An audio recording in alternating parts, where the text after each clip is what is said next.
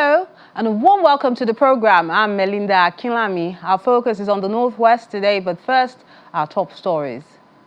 The Magistrate Court sitting in Ado-Ekiti, the Ekiti State capital, has reserved ruling on human rights lawyer Mr. Dele Farotimi's bail application for Friday, December the 20th. The Lagos-based legal practitioner arrived at the court premises around 9:50 a.m. for hearing in the criminal suit filed by the police against him for alleged defamation of renowned senior advocate of Nigeria, Afe Babalola. At the commencement of proceedings, the prosecution challenged the appearance of the defendant's lead counsel, senior advocate of Nigeria, Adeyinka Olumide Fusika, before the magistrate court on the basis that a son should not appear in a lower court. Magistrate Abayomi Adeosun adjourned his ruling on this objection to a later date. The senior advocate subsequently stepped down from the proceedings, paving the way for the other lawyers present with him in court to continue their representation of the defendant. Meanwhile, supporters of Are Afe Babalola and Mr. Dele Farotimi were seen having a heated argument outside the court premises. Justice Marian Aneni of the Federal Capital Territory High Court has remanded the former governor of Kogi State, Yahaya Bello, at the Kuje Correctional Center pending his bail application. Justice Aneni had earlier refused to grant a bail application filed by the former governor, saying it was filed prematurely. Delivering the ruling, Justice Aneni said having been filed when he was neither in custody nor before the court, the instant application was incompetent.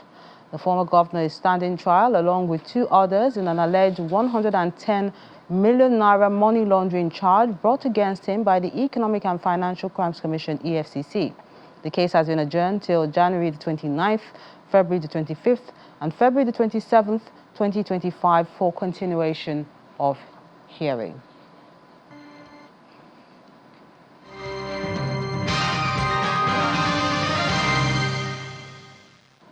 As part of efforts to mitigate the conflicts between farmers and herders, the World Bank has allocated a sum of $500 million for livestock productivity and resilience support project in Kaduna and some select states in Nigeria. During a meeting with the governor, who was represented by his deputy, Dr. Hadiza Balarabe, at the Sir Kashim Ibrahim Government House, the World Bank project manager, Tamu Samad, said the project aims to improve the productivity of livestock value chain, adding that the investment will encourage income growth and build social cohesion amongst communal groups. The Livestock Productivity and Resilience Support Project in Kaduna and some selected states in the country is a transformative initiative by the World Bank and the Federal Ministry of Agriculture and Rural Development designed to revitalize the livestock sector and enhance its contribution to economic growth and food security.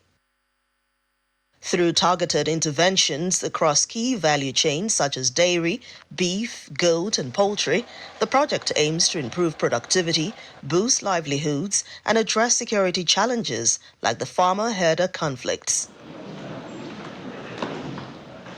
A team from the World Bank Livestock Productivity and Resilience Support Project visits the Kaduna State Government House ahead of the 4th support mission of the project. This is one of the projects that, if you look at the project, the present document, it's very robust. It can address all the livestock needs in the state. So let's make it as an opportunity to transform the livestock sector in the state and also think big, significant activity that the state will be proud of in the future. I would just say that for the World Bank, the agriculture and, of course, animal husbandry subsector of agriculture are critical sectors, economic sectors, where we believe there is an opportunity for Nigeria to increase its productivity and to provide gainful employment to Nigerians.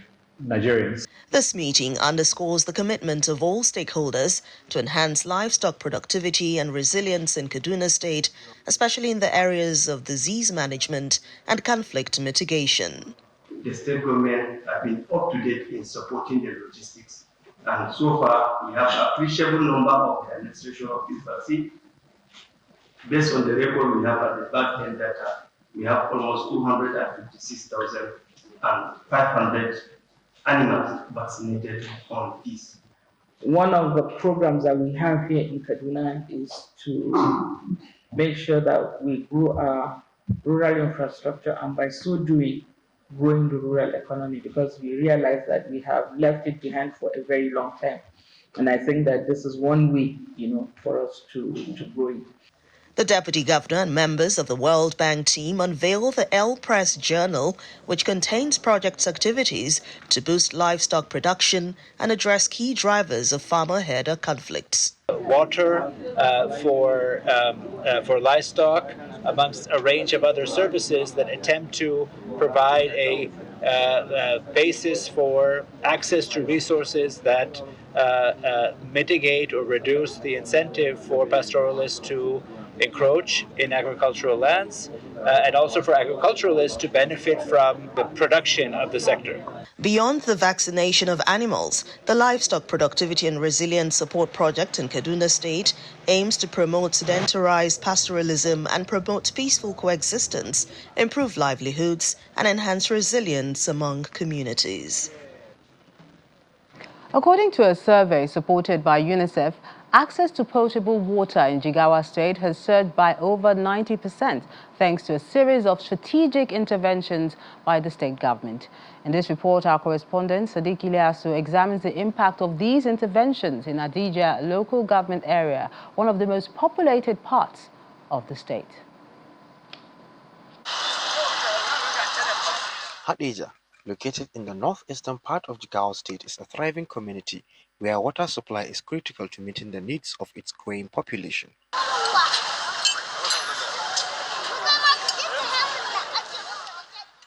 Thanks to government interventions, entrepreneurs like Sani Muhammad have been empowered. Sani, a hand pump repairer, now employs 10 workers to meet the community's water supply needs. I received support from the government to improve my business. This has helped us to feed broken hand pump more quickly and to meet with the demand of the people. For residents like Hawa Hassan, the impact has been transformational. She recalls the challenges they faced before these initiatives. Before now, we struggled to get water, especially when the hand pumps were damaged. Things are much better now. With 92% of the state's population now having access to potable water, the Jigawa state government says it is determined to do even more to improve water infrastructure. Indeed, this intervention will go a long way in boosting access to potable water supply in the beneficiary communities. The projects are certainly in line with His Excellency policy and the commitment to providing potable water and services, sanitation and hygiene to the people of Jigawa State. Under the leadership of Governor Umar Namadi, the provision of clean water and youth empowerment remain key priorities in the administration's 12-point agenda. One of our resolutions toward improved socio-economic well-being of our people of Jigawa State is ensuring universal access to safe drinking water and sanitation services throughout the state. The importance of clean water and accessible water cannot be overemphasized. As the saying goes, water is life, and clean water means health. As access to clean water continues to expand, communities like Hadija are seeing real improvements in their quality of life, marking a new era of progress for Jigawa State. Sadiq Ilyasu, Channels Television News. The Katsina State Governor Diko Rada has commissioned the Kofa Soro Kofa Guga Road project at Kinjiwa Square. The 1.2-kilometer road construction project flagged off by the governor in March this year was initially awarded by the Aminu Masari administration for 2.6 billion naira, but it was later reviewed by the current administration to 3.5 billion naira. According to Governor Rada, this project constitutes a pivotal component of the urban renewal initiatives under the government's agenda of building your future.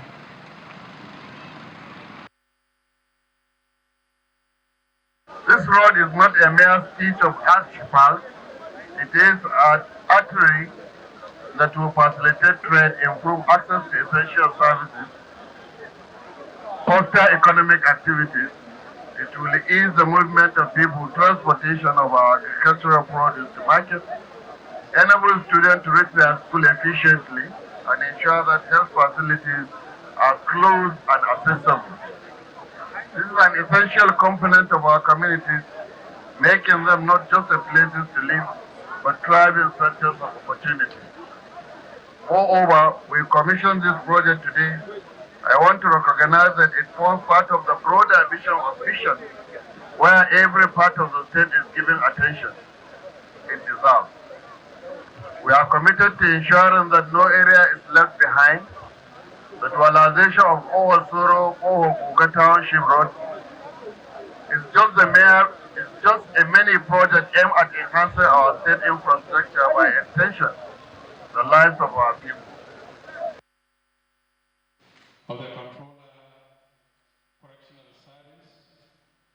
Political stakeholders to ensure that the youth are guided to reject shortcuts to success and embrace the principles of hard work, honesty and accountability. The Governor Diko Rada, who was represented at the event, stated this during the opening of an anti-corruption and cybercrime awareness summit at the Local Government Service Commission, Katsina, in commemoration of the 2024 United Nations International Anti-Corruption Day. He noted that women and youths are important groups in building a well-rounded society.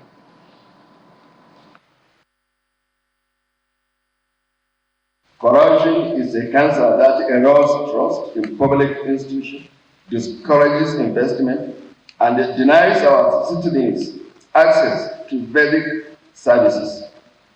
It is a vice that hampers development and perpetuates inequality. Alongside corruption, it's its twin brother, that is the cybercrime. This has emerged as a model threat targeting individuals, businesses, and the governments alike. The anonymity of the digital world has made it fertile ground for fraud, identity theft, and other crimes endangering the safety and the livelihood of our people.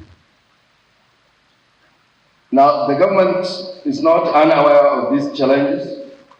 The government understands that the fight against corruption and cybercrime requires a multiple approach, requiring the cooperation of all of us in the society. Our youth must be guided to reject shortcuts to success and embrace the principles of hard work, honesty, and accountability.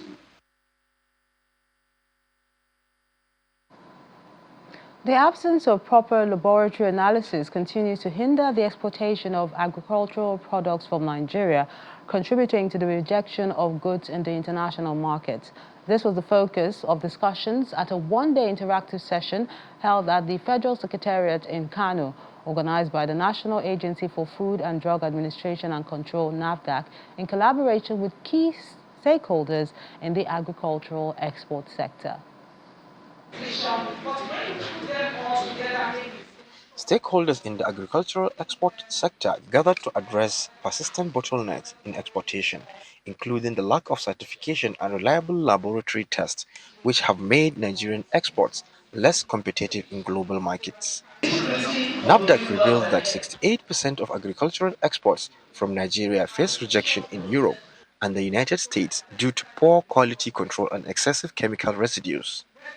In this season where there's a focus and a shift towards non-oil export materials or products, she's investing a lot, investing in training, investing in meetings like this, to train our stakeholders, to educate our stakeholders on how to conduct these export processes. And most of the times for export, the lab is free, everything is free, and they are done in a timely way. Exporters at the event expressed optimism that NAFDAC's interventions could help change the narrative. When your product gets rejected at the destination, technically you are losing your money, and also you are losing the reputation of the country. You are damaging the reputation of the country because so many things has happened last year, especially on sesame seed, and many people lost their money. But interventions of NAFDAC will surely bring sanity in export businesses. We're talking about that when you use pesticide, but this pesticide residue, you need to use pesticide, the right one and the not expired one. And use it not too much. With agriculture contributing over 23% to Nigeria's GDP and employing 70% of the workforce, export stakeholders urge the government to invest in the state-of-the-art laboratories and training to boost export quality. Businessmen in Kebbi State have raised concern over the excessive amount of security checkpoints which they claim are crippling their operations. This issue was brought to the fore during a meeting between the Kebbi State Investment Promotion Agency, KIPA, and the Shippers Council of Nigeria, held in Birin Kebbi, the state capital. This meeting between Kebbi Investment Promotion Agency and Shipper Council follows numerous complaints received by the agency from businesses operating in the state. Their grievance stems from allegations of extortion at checkpoints between Benin Kebbi and the border towns of Samia and Kamba, where they claim to spend varying amounts of money depending on the checkpoints and the security personnel manning them. Those charges are charges that it's just a kind of retaliation, because once they charge us, at the end of the day they will also be affected. So that's why we want all these charges to be minimized, so that at least each and everyone will be carried along. What I mean is that both the importers and the consumers. So that's what we are really trying to highlight.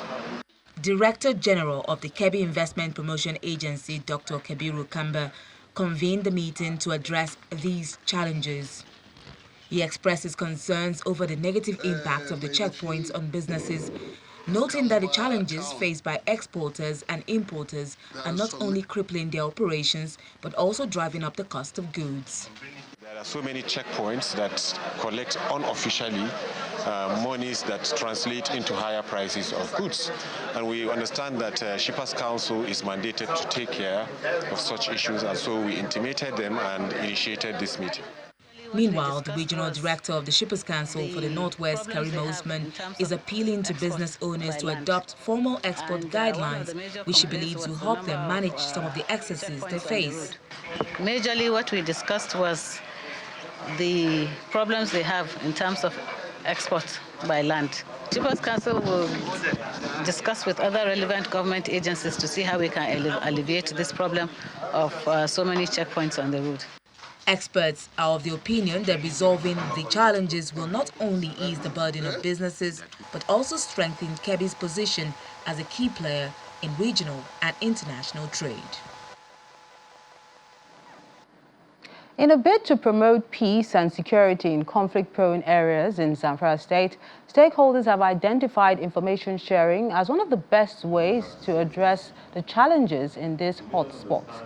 It is focusing on building the capacity of some of the locals in 2 local government areas, enlightening them of the need for early warnings and response to attacks in their communities. The initiative aims to strengthen coordination, collaboration and communication amongst residents and security operatives in hostile communities. We have the community peace monitors. So during the first session, we went through civil-military relations in conflict settings. So in that section, we went through what civil-military relations is all about. We made them understand that civil-military relations exist, is standing on a tripod, which is the military as an institution, the institutions of state responsible for playing oversight role over the military, and also the civil society, which comprises of the traditional rulers, the religious leaders, youth, women, and we went through the roles that each of these institutions, each of these segments have to play to promote civil military relations in the state. And I'm happy, I'm confident that the people understood the concept, and from the interactions that we have had so far, the community peace monitors that are gathered here are ready to discharge their responsibilities to monitor their communities and report issues of crime, threats to the security agencies. Staying in Zamfara State, the governor, Dauda Lawal, has rejigged his cabinet and assigned a new portfolio to the newly sworn-in commissioner. Governor Lawal, who chaired the State Executive Council, did not just swear in the new commissioner, but inaugurated the Zamfara Investment Promotion Agency's board.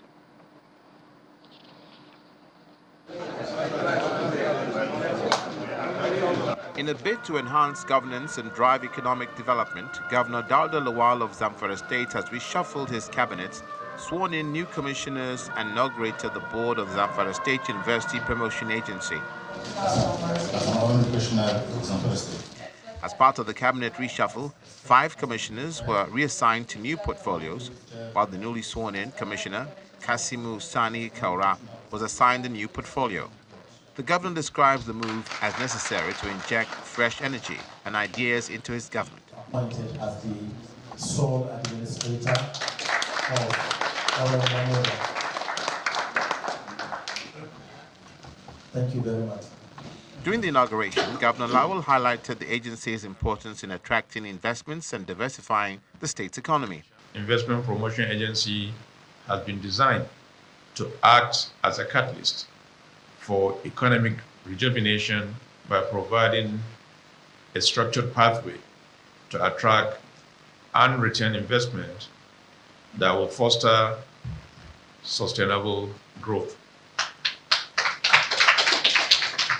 The robust framework of the agency will ensure transparency, efficiency, and accountability in all its dealings, thus creating an enabling environment for both local and. Going by this composition, you all agree with me that the appointees are capable of handling this onerous task. The government and the good people of Zamfara State have a lot of expectations from you, and I have no doubt that you all are fit for this assignment. The Deputy Governor of Zamfara State, Mani Mumuni, speaking on behalf of the board members, pledged to work diligently to meet the agency's objectives. As members of this governing board of this agency, we are fully committed to the realization of the objectives of the board. We shall work hard and in close collaboration with all stakeholders, including the private sector and development partners, in order to achieve growth and development in our state. The board comprises seasoned professionals from various sectors, including Commissioner for Finance, Law and Economic Development, who are tasked with identifying investment opportunities, promoting the state's resources, and creating a conducive environment for business growth. Finally on the program, the Acting General Officer Commanding 8th Division, Nigeria Army, Sokoto, Brigadier General Ibikunle Ajose, has reaffirmed the Army's commitment to promoting synergy and effective collaboration amongst security agencies in Sokoto. Speaking through a representative shortly after a football match against the Federal Road Safety Corps at Giginya Barracks, the Army Chief said robust and effective collaboration among security agencies will go a long way in achieving the success in the fight against terrorism operating in the Northwest. He commended the FRSC for initiating this friendly game, which is in line with the programs of the Nigerian Army aimed at promoting tactical collaboration in the fight against banditry.